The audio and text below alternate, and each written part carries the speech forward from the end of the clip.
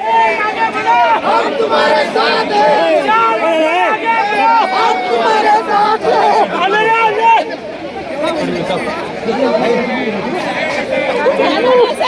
चल जाओ आज जाओ.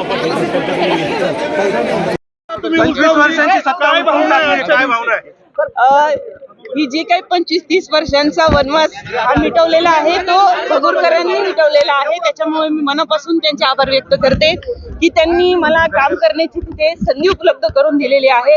आणि जे जे काही वचनं मी दिलेली आहे, जाहीर सभेमध्ये दिले असतील, एकांतात दिले असतील, ते सर्व वचन मी पूर्ण करेन आणि भगूरच्या विकासाला माझा एक खारीचा वाटा 100% राहील. लोकांचा संघर्ष बघायला मिळाला ताई निवडणुकी दरम्यान.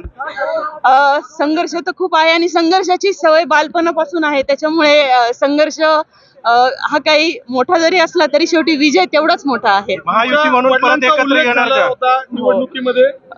महायुती म्हणून नक्कीच भारतीय जनता पक्ष असेल. आम्ही जे काही इथे उबाठासोबत शिवसेनेसोबत आम्ही जे काही अलायन्स केलेलं होतं, नक्की त्याचाही फायदा झालेला आहे. आणि महायुतीच्या भारतीय जनता पक्षाच्या सर्व पदाधिकाऱ्यांनी, आमचे गिरीश भाऊ पालवे असतील, जिल्हाध्यक्ष असतील, त्यांचे आमचे जिल्हाध्यक्ष, सर्व पदाधिकाऱ्यांचं हे यश आहे, कार्यकर्त्यांचं हे यश आहे. वडिलांचा उल्लेख केला गेलेला होता, त्यामुळे तुम्ही आणि प्रचार सभेमध्ये भाऊक झालेला होता. एका लेखीनं आज काय करून दाखवलं असं तुम्हाला वाटतं? ते बघतायत मला वरतून, त्याच्यामुळे मी त्या बाबतीत जर बोलायला गेले तर जास्त अजून हे होईल. पण माझ्या वडिलांना ही श्रद्धांजली आहे. आजची निवडणूक प्रतिष्ठेची बनलेली होती.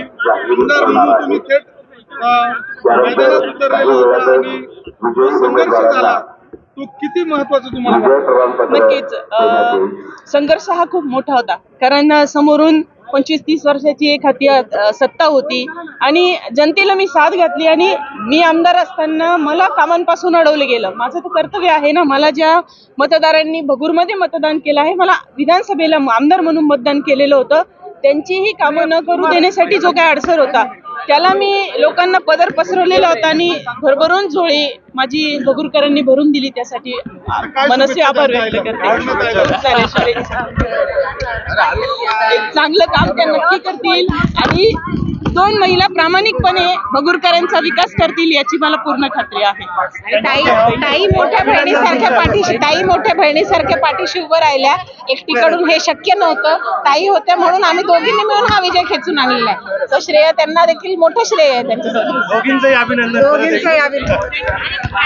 साहेबांनी पूर्ण वेळ दिला भाजपच्या जेवढे दिवस होते त्यांनी सोडला नाही, त्याच्यामुळे त्यांचं देखील अभिनंदन. अभिनंदन दादा.